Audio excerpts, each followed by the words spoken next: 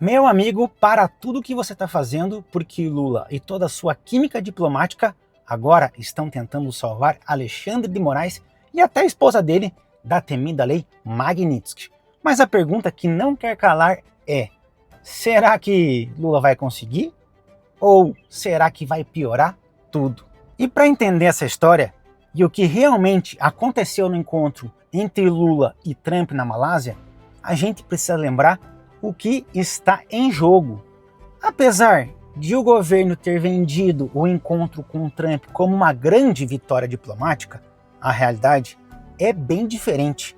Os desafios para o Lula são enormes, e dois desses desafios estavam bem ali do lado de Trump. Marco Rubio, secretário de Estado americano, e Scott, secretário do Tesouro Nacional americano.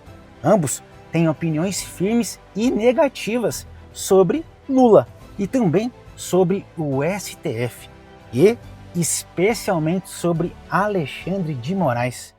Mas não só eles não. Trump também sancionou outros 7 ministros do STF que perderam seus vistos para não poderem mais entrarem nos Estados Unidos. Entre os nomes atingidos estão de ministros de Lula como Ricardo Lewandowski, da Justiça, Alexandre Padilha, da Saúde, Jorge Messias, da AGU e até Rodrigo Pacheco, ex-presidente do Senado. Agora pensa comigo, as duas possíveis indicações de Lula para o Supremo, Messias e Pacheco, são justamente dois nomes sancionados pelos Estados Unidos por apoiarem violações de direitos humanos. Junto com o Moraes, legal para o Brasil, né? Segundo a imprensa, Lula teria dito a Trump que ele estaria enganado sobre Bolsonaro e pediu que as sanções fossem revogadas. Trump respondeu que sempre teve uma boa impressão de Bolsonaro, mesmo depois de Lula dizer que Bolsonaro, tentou dar um golpe, que até tentou assassiná-lo junto com Alckmin e Moraes, onde já se viu. E nesse contexto que surge a grande questão: existe algum indício de que os Estados Unidos vão voltar atrás nas sanções? Jamais. A resposta por enquanto é não, nada, zero, nenhum sinal. Mesmo que Trump reduza ou revogue o tarifaço, as sanções contra Moraes e seus aliados no governo Lula devem continuar, com toda certeza. Tá, mas o porquê, Thiago? Por que as sanções não vão cair? É importante lembrar, as sanções foram impostas por violações de direitos humanos cometidas contra cidadãos e empresas americanas e por um caça às bruxas contra Bolsonaro.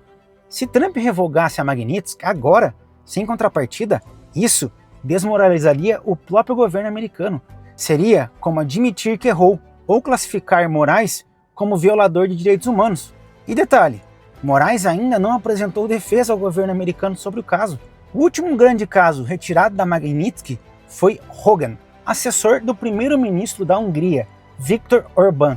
Ele havia sido colocado na lista por corrupção, mas foi retirado porque o governo húngaro é aliado político de Trump. Ou seja, Hogan foi salvo por um aliado de direita.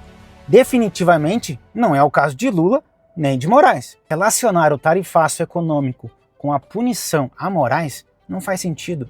A Magnitsky é uma questão puramente política.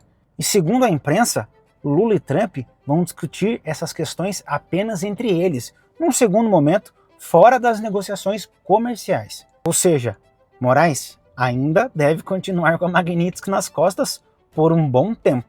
Primeiro, os governos devem resolver os assuntos comerciais. Depois só vão tratar das questões políticas.